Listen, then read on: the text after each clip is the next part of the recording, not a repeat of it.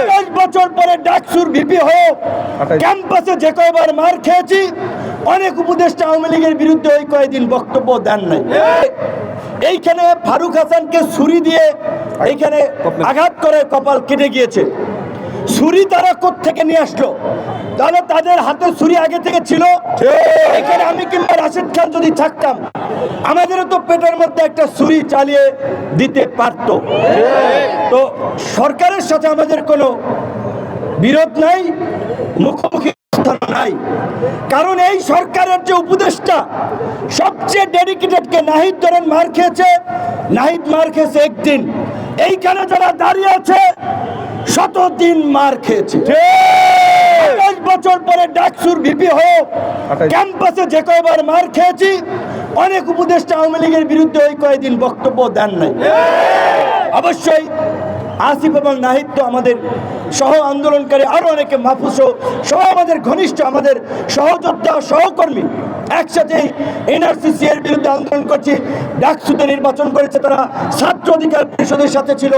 আমি তার শুধু বললাম এই কারণে যে এখানে কয়েকজন এই আন্দোলনের যারা ফ্রন্ট ফেজে ছিল তাদের ডেডিকেশন আছে, ত্যাগ আছে, আর কিছু হচ্ছে মৌসুমী নেতা।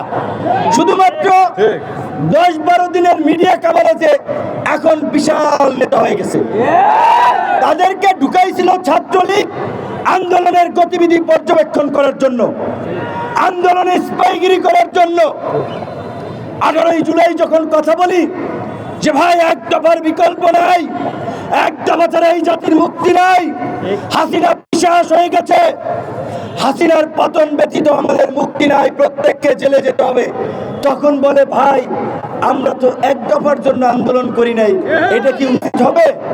এরকম এখন দুই একজন ব্যাপক বিপ্লব হয়ে গেছে, অথচ ফুল ছাত্রলীগের এজেন্ট হিসেবে এখন যাই হোক সোশ্যাল মিডিয়ার ব্যাপক পপুলারিটি হয়েছে, সেলিব্রিটি বনে গিয়েছে, বিপ্লবের দোকানদার, বিপ্লবের দোকান। অথচ এই 5ই আগস্টের পূর্বে এই বৈভর সংগঠন এবং এই সমস্ত ব্যক্তি এদের খবর ছিল না। তো এটা আমাদের জন্য অশনি সংকেত যে বিপ্লবের ব্যানার নিয়ে নব্য বিপ্লবী দোকানদার দাঁড়িয়ে যাচ্ছে আর নতুন নতুন দোকান খুলছে।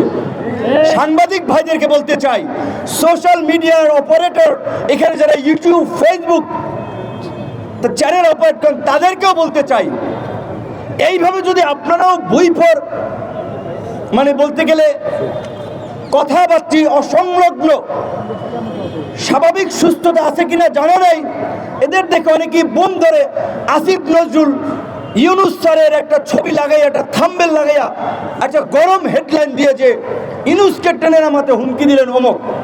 একই করলেন আসিফ নজরুল, বললেন ছাত্র নেতা, যুব নেতা, অমক তমক। এই ধরনের এই যে চটকদার হেডলাইন করা, এটা তো একটু কমন সেন্সের বিষয় যে এইগুলো এইভাবে প্রচার করা উচিত না। এবং এই যে জুলাই গণ অভ্যুত্থানের পরে এই বিপ্লবের দোকানদাররা অমক সাংবাদিককে হুমকি দিচ্ছে, অমক হাউসে হুমকি দিচ্ছে যে আপনার হাউস ফ্যাসিবাদের দোসর, অমকে এই ছিল, আপনারা আমাদের নিউজ কাভারেজ করেন না, আসেন, না হলে কিন্তু অমক হবে তমক হবে, এবং কিছু বিশৃঙ্খলা হয়েছেও। এই বিশৃঙ্খলা এবং অতি উৎসাহী কর্মকাণ্ডে পরিষ্কারভাবে আমাদের বিন্দুমাত্র সমর্থন নাই। আমরা বিনয়ের সাথে অনুরোধ করব, সাংবাদিকতার বাইরে একজন নাগরিক হিসেবে এই সমস্ত বৈভর ব্যক্তি এবং সংগঠনের কর্মকাণ্ডকে আপনারা উৎসাহিত করেন না। বিদেশ থেকে প্রিয়জনকে উপহার পাঠান প্রবাসী শপের মাধ্যমে। যোগাযোগ করুন স্ক্রিনে দেওয়া নম্বরে।